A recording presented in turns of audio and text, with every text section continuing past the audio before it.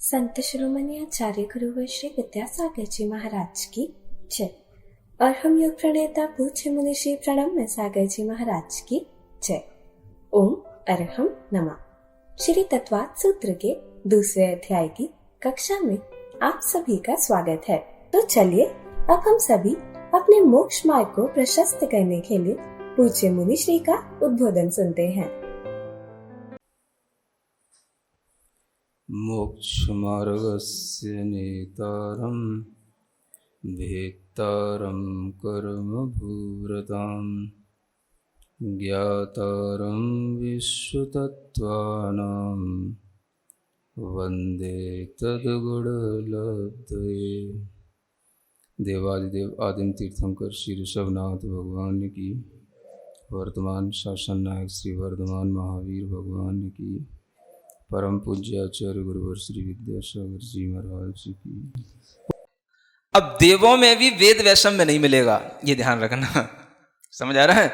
जो स्त्री है तो वो द्रव्य से भी स्त्री होगी, भाव से भी स्त्री होगी, भाव में भी उसकी स्त्री वेद का ही उदय होगा। पुरुष है तो जो द्रव्य से पुरुष है, देव है, वो द्रव्य भाव से भी पुरुष वेद का ही उदय होगा, है ना। इस तरीके के ये जो नियम हैं, इन नियमों को जान करके ही आप ये जान सकते हैं कि कहाँ पर वेद वैषम्य होता है और कहाँ पर नहीं होता है। अब आगे कह देते हैं शेषास्त्री वेदाः। अब जो शेष बचे, जिनके लिए रूल्स थे वो तो बता दिए, अब जो इस रूल में नहीं आ रहे हैं वो सब क्या हो गए? हाँ, वो सब आप अब तीनों वेदों में लगा लेना। समझ आ रहा है ना? जो बता दिए, जिनके नाम नारकियों को, सम्मूर्छन जन्म वालों को और देवों को, ठीक है ना, इनको छोड़ के अब आप देख लो जो भी बचा सो। जो भी बचा सो क्या है? तीनों वेद वाले हैं। कौन कौन बचा? मनुष्य भी बचे, त्रियंश भी बचे, मनुष्यों में भी, है ना, सभी तरह के मनुष्य होते हैं। कर्म भूमि के भी मनुष्य होते हैं, भोग भूमि के भी मनुष्य होते हैं, है ना। अब इसमें कंडीशन अपनी अलग अलग बनती चली जाएगी, ये डिटेल आगे की है। आर्य खंड के मनुष्य होते हैं, मिलेच्छ खंड के मनुष्य होते हैं, ये आगे इसका विभाजन अपने आप करते रहना। सिद्धांत ग्रंथों में और भी चीजें बताई गई हैं। बहुत अच्छी बात है जानने के लिए कि आर्य खंड के मनुष्यों में तो तीनों प्रकार के वेद वाले जीव मिल जाएंगे, लेकिन जो मिलेच्छ खंड के मनुष्य होते हैं वहां पर नपुंसक वेद वाले नहीं होते हैं। समझ आ रहा है? इसी तरीके से भोग भूमि के भी जो मनुष्य और त्रियंश होंगे वहां पर भी नपुंसक वेद नहीं होता है, क्योंकि भोग भूमि में भी सुख है। समझ आ रहा है? ये सुख के भेद हैं। समझ आ रहा है? ये भोग भूमि में भी इसी तरीके से, और जो भोग भूमियां 2.5 द्वीप के बाद पड़ती हैं उनमें भी इस तरह से रहता है, वहां पर भी नपुंसक वेद वाले जीव नहीं होते हैं। सम्मूर्छन जन्म वाले जो जीव होंगे वो नियम से नपुंसक ही होंगे, चाहे वो कर्म भूमि के हों या कहीं के भी, है ना। इस तरीके से आप इनके और भी भेद उपभेदों को जान सकते हैं, और इस तरह से यहाँ पर लिंग और वेद के बीच में जो एक थोड़ा सा चिंतन है वो एक बार गुरु महाराज ने बताया था। वैसे तो यहाँ पर इन सूत्रों को देखोगे तो आपको लिंग और वेद में कोई अंतर नहीं बताया है ना। मतलब वेद भी 2 प्रकार के हैं, द्रव्य वेद, भाव वेद, और उनकी भी वही व्यवस्था है जो लिंगों की व्यवस्था है, द्रव्य लिंग, भाव लिंग, है ना। लेकिन इन्हीं 3 सूत्रों के आधार पर एक बार गुरु महाराज ने चिंतन दिया था। वो चिंतन बहुत अच्छा है, सबको सुनने योग्य है और सबके लिए समझने योग्य है। वो चिंतन और कहीं नहीं मिला, है ना, जो गुरु महाराज ने दिया था। आप व्याकरण पढ़े नहीं हैं इसलिए थोड़ा सा आपको ये लगेगा कि यहां पर लिंग तो शब्द ही नहीं आया कहीं, है ना। आप क्या कहोगे? यहां पर लिंग तो है ही नहीं, यहां तो वेद शब्द आया। नारक सम्मूर्छनो नपुंसकानी, है ना। अब ये जो नपुंसकानी है, ये जो विभक्ति लगी हुई है, यह विभक्ति विशेषण और विशेष्य से संबंध रखने वाली विभक्तियां होती हैं, है ना। अगर यहां पर वेद शब्द विवक्षित होता कि नपुंसक वेद वाले हैं, तो वेद शब्द तो पुल्लिंग का है और लिंग शब्द नपुंसक लिंग का है, समझ आ रहा है। तो यहां पर नारक सम्मूर्छनो नपुंसकानी लिंगानी, ये सब ध्वनित होता है ना। ये ध्वनि जो व्याकरण पढ़े होते हैं उन्हीं को आती है, ध्वनि समझ रहे हो। मतलब जो नहीं कहा गया है वो भी जानने में आता है, क्योंकि ये लिंग का विशेषण बनाया जा रहा है, नपुंसक लिंग वाले जीव हैं, तभी यहां पर इस नपुंसक लिंग में भी विभक्ति नपुंसक लिंग की डाल करके बहुवचन बनाया गया है ना। तो इसका मतलब ये हुआ कि यहां पर तो लिंग की बात कही और आगे से शास्त्री वेदा, यहां पर वेद की बात कही, सुन रहे हो। तो आचार्य महाराज ने इस लिंग और वेद को लेकर के एक चिंतन ये दिया था कि देखो, जहां पर लिंग की कंडीशन बताई गई है वहां पर ये जानना कि लिंग में तो द्रव्य और भाव दोनों एक जैसे ही होंगे, और वो बात फिट भी बैठती है। नारकियों में द्रव्य और भाव से लिंग दोनों एक ही हैं, सम्मूर्छनों में भी द्रव्य और भाव से लिंग एक ही हैं, लेकिन जहां पर वैषम्य आ जाता है वहां पर वेद शब्द का प्रयोग किया जाता है, वेद वैषम्य, है ना। तो 3 वेदों में वैषम्य है, इसलिए त्रिवेदा ये वेद वैषम्य के साथ में बताया गया है, ठीक है। अगर समझ में नहीं भी आया तो दिमाग मत लगाना, क्योंकि थोड़ी सी व्याकरण की चीजें हैं, इतना ही आपके लिए पर्याप्त है, समझ आ जाए तो अच्छी बात है। अंत में एक सूत्र बचा है जिसको भी पढ़ते हैं। औपपादिक चरमोत्तम देहा संख्ये वर्षायुषो नपवर्त्यायुषः।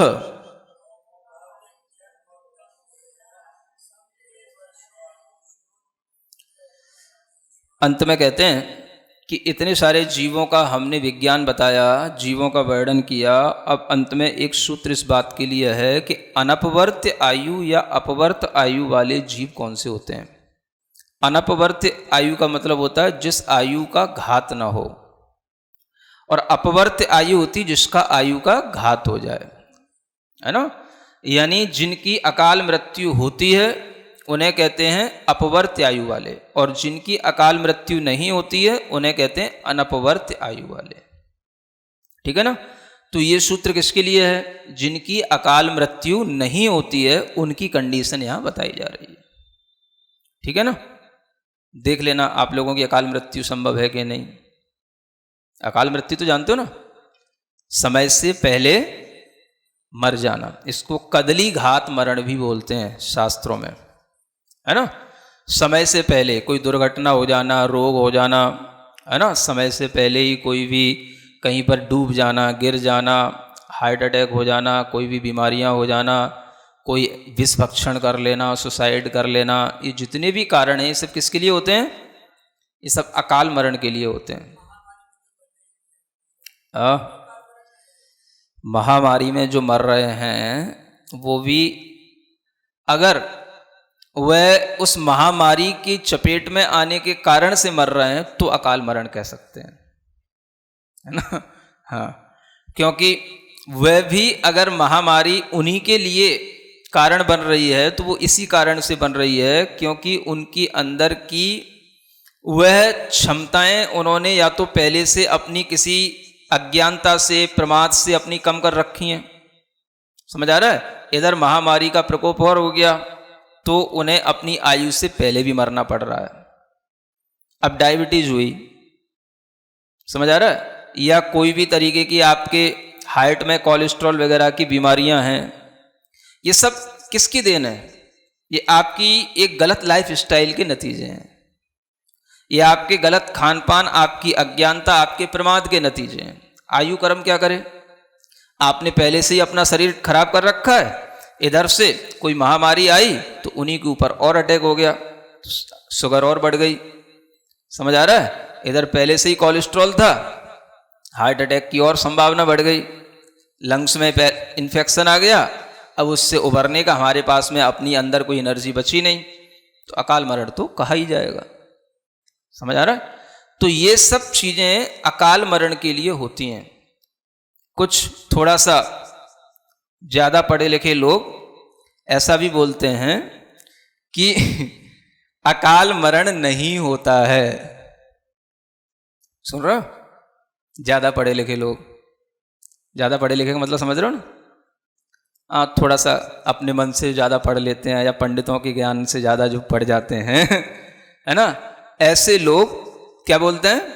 अकाल मरण नहीं होता है। लेकिन आप इन सूत्रों को ध्यान में रखेंगे तो आपके अंदर ये विश्वास आना चाहिए कि अकाल मरण होता है ना। ये अकाल मरण सभी आचार्यों ने स्वीकार किया है। किनका नहीं होता है, इनके लिए यहां पर ये सूत्र में कंडीशन दी गई है। आप इस कंडीशन में फिट हो जाओ तो अच्छी बात है, देखते रहो, और नहीं हो जाओ तो फिर बचने के लिए भी तैयार रहो कि अकाल मरण ना हो जाए, है ना। सबसे पहले क्या बोलते हैं? औपपादिक, यानी उपपाद से जिनका जन्म होता है। किनका जन्म होता है? हाँ, अब ये सूत्र हैं, सूत्र में सूत्र फिट करते चले जाओ। जैसे मैथमेटिक्स में जैसे कभी आप क्या होते हैं वो फॉर्मूले लगाते चले जाते हो ना। हाँ, तो औपपादिक, औपपादिक जन्म वाले कौन? सूत्र नंबर फिट करो इसमें, देव नार का नाम औपपादिकम, वो सूत्र नंबर इसमें फिट करो। माने देव और नार की क्या है? उपपाद जन्म वाले हैं, उनका अनपवर्त आयु वाले होते हैं, उनका अकाल मरण नहीं होता। ठीक है? तो तुम देव में से भी नहीं हो, नार की भी नहीं हो। ठीक है, बच गए। देखता हूं कब तक बचता हो। ये भी बच गए हैं। औपपादिक चरमोत्तम देहा। अब दूसरी शर्त क्या बताई जा रही है? चरमोत्तम देहा मतलब ये होता है कि आपकी देह चरम भी होनी चाहिए और उत्तम भी होनी चाहिए। चरम का मतलब होता है, चरम देह उसको बोलते हैं जिनका जन्म इस संसार में लास्ट हो, जिस देह से उन्हें नियम से मुक्ति ही मिले, उन्हें बोलते हैं चरम देह वाले। समझ आ रहा है? चरम शरीरी सुनते रहते हो ना। हाँ, इसी को बोलते हैं चरम, माने लास्ट, जिनके लिए अंतिम शरीर मिलता है वो चरम। लेकिन उसमें एक और विशेषण जोड़ना चाहिए, केवल चरम से काम नहीं चलेगा, उत्तम भी होना चाहिए। उत्तम का मतलब होता है वो 63 सलाखा पुरुषों में आने वाला व्यक्ति होना चाहिए। जब ये दोनों कंडीशन जुड़ेंगी तब जाकर के वो चरमोत्तम देह वाला बनेगा और तभी वो अकाल मरण से रहित कहलाएगा। सुन रहे हो? अब देखो, ऐसे जीव जो केवल चरम देह वाले हैं, उत्तम देह वाले नहीं हैं, बता पाएंगे? केवल जिनका चरम देह है, मोक्ष तो उनको हुआ चरम देह होने के कारण से, चरम शरीर होने के कारण से, लेकिन 63 सलाखा पुरुषों में उनका नाम नहीं आता। जैसे पांडव, समझ आ रहा है? गज कुमार मुनि आदि, ये सभी चरम शरीरी तो हैं लेकिन उत्तम देह वाले नहीं थे। 63 सलाखा पुरुषों में न बलदेव थे, न नारायण थे, न कोई तीर्थंकर थे, न कोई चक्रवर्ती थे। ठीक है ना? ये तो इसलिए इनके अकाल मरण संभव है। दूसरा, जो उत्तम देह वाले हों लेकिन चरम देह ना हो, ऐसे भी लोग हुए। कोई जरूरी तो नहीं 63 सलाखा पुरुष सभी मोक्ष जाते हैं। 63 सलाखा पुरुषों में जन्म तो हुआ, ऐसे चक्रवर्ती भी होते हैं, है ना। स्वर्ग गए, नरक में भी जाने वाले चक्रवर्ती हैं, तो उनका अकाल मरण भी संभव है। जिनमें चरम प्लस उत्तम ये दोनों कंडीशन फिट होंगी वही अनपवर्त आयु वाले होंगे, और वह नियम से तीर्थंकर ही होते हैं, नियम से। ठीक है ना? तो इससे भी तुम बच गए, ये भी बच गया। ठीक है ना? अब आगे क्या बच रहा है? असंख्य वर्ष आयुष। तीसरी कंडीशन क्या है? हाँ, वह कोई भी जीव हो जो असंख्यात वर्ष की आयु वाला होगा। असंख्यात, समझ आ रहा है? आपकी आयु असंख्यात वर्ष में आती है? कितनी आयु है? जो भी होगी 50, 100, 120, 25, इतनी इनफ है, इससे ज्यादा तो नहीं होगी ना। समझ आ रहा है? ये तो सब संख्यात में ही है। असंख्यात वर्ष की आयु वाले जो भी होंगे, भोग भूमि के जो जीव होते हैं, 1 पल्य 2 पल्य 3 पल्य की जिनकी आयु होती है, ऐसे मनुष्य अनपवर्त आयु वाले होते हैं। बाकी सब क्या हो गए? अपवर्त आयु वाले हो गए। तो यहां देख लो, जिनके लिए अकाल मरण नहीं होना, उनके लिए 3 कंडीशन बताई गई। ये सामान्य मनुष्य तिर्यंच उस कंडीशन में कहीं पर भी फिट नहीं होते। इसलिए आपको नियम से यह जानना है कि वर्तमान में भी और हमेशा भी मनुष्य और तिर्यंचों के लिए सामान्य रूप से यही नियम रहेगा कि उनकी अकाल मृत्यु होती है, हो भी सकती है, नहीं भी हो सकती है, आप उसका निषेध नहीं कर सकते। समझ आ रहा है ना? किसी दुर्घटना के कारण से कोई आपको किसी भी तरीके का पॉइजन दे दे, आपका मर्डर कर दे, आपको किसी भी तरीके से कहीं भी पानी आदि में डुबो दे, कुछ भी आपके साथ में, है ना, एक स्लो पॉइजन भी दिया जाता है, आदमी को पता ही नहीं पड़ता है। समझ आ रहा है ना? इस तरीके से कुछ भी, ये सब चीजें जो होती हैं, ये सब बताती हैं कि इसका अकाल में मरण हुआ। आ गई बात समझ में? अब कुछ भी आपको इसके अलावा कोई ज्ञान दे, तो आपको वह ज्ञान इन सूत्रों के विरुद्ध होने के कारण से उसे स्वीकारना नहीं है। ठीक है ना? कुछ लोग क्रमबद्ध पर्याय की चर्चा करते हुए इस तरह के अकाल मरण को निषेध करने में लगे रहते हैं। उन्होंने जैसे मान लो एक मिशन ही बना लिया हो कि हमें सूत्र तो गलत हो जाए कोई बात नहीं, लेकिन अपने क्रमबद्ध पर्याय जो हमने अपना मुद्दा बना लिया, इसे कभी गलत नहीं करेंगे, इसे गलत नहीं होने देंगे। समझ आ रहा ना? तो ऐसे लोग सूत्र के विरुद्ध चलने वाले लोग होते हैं, जो अपने आप को बहुत ज्ञानी समझते हैं और वो कभी कभी हमें भी समझाने की कोशिश करते हैं। समझ आ रहा ना? इतने भी ज्ञानी देखे हमने कि वो हमको भी समझाने की कोशिश करते हैं तरह तरह के कर्म सिद्धांत बता करके, लेकिन उनकी कोई भी बात तब तक लागू नहीं होती जब तक कि आचार्य उस तरह का कोई कथन न करें। तो अपना ज्ञान उतना ही रखें जितना हमें सूत्रों में दिया जा रहा है। समझ में आ रहा है ना? आचार्य अकलंग देव की आप टीका पढ़ेंगे तो उसमें भी उन्होंने अकाल मरण शब्द को ज्यों का त्यों लिखा है, और उन्होंने कहा है कि ये अकाल मरण भी होता है। अगर अकाल मरण नहीं होगा तो आयुर्वेद क्या काम करेगा आपके लिए? आप चिकित्सा कराते हो, किस लिए कराते हो? जब अकाल मरण होना ही नहीं है तो फिर चिकित्सा कराने की जरूरत क्या है? नहीं समझ आ रहा है? ऐसे जो न्याय के विद्वान हुए हैं वो ऐसे अकाट्य उदाहरण देते हैं। तो इस तरीके से जो आचार्यों ने एक तरह से सबको जिस तरीके के सूत्र हैं उसी के अनुसार उन्होंने व्याख्या की है, और जो चीजें उन्होंने स्वीकार की हैं वही हमें स्वीकारना चाहिए। अपनी बुद्धि उतनी ही चलानी चाहिए जितना आचार्यों ने हमें सूत्रों के माध्यम से या व्याख्यानों के माध्यम से बताया। ठीक है ना? तो जो भी लोग क्रमबद्ध पर्याय को सिद्ध करने के लिए अकाल मरण का निषेध करना चाहते हैं वो बहुत बड़ी गलती पर हैं। ठीक है?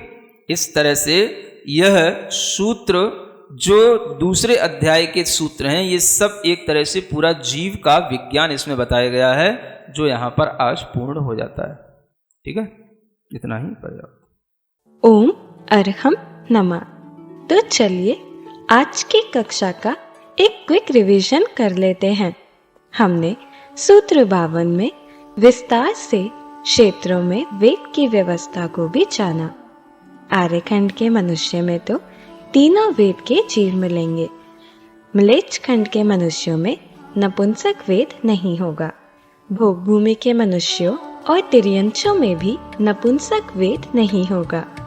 सम्मोचन जन्म वाले जीव नपुंसक ही होंगे, चाहे वह कर्म भूमि के हो या भोग भूमि के।